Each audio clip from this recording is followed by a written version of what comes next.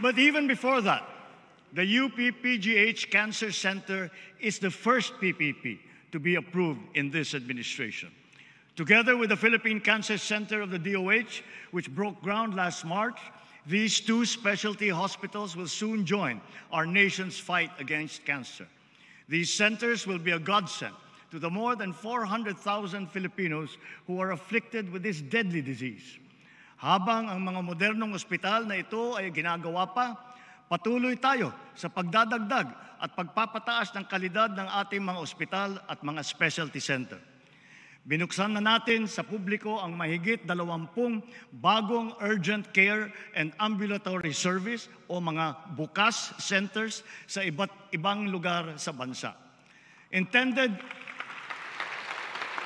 Intended to decongest public hospitals, these centers shall provide competent ambulatory care, most especially to the poor and to the disadvantaged, for health conditions that do not require hospital admission.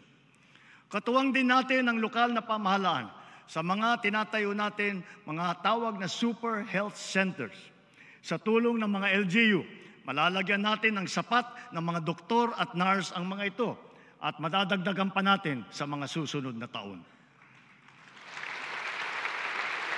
Layunin natin na sa lalong madaling panahon, lahat ng lalawigan natin ay may sapat na mga center o pasilidad na may kakayahang makapagbigay ng pangunahing serbisyong medikal para sa ating mga mamamayan.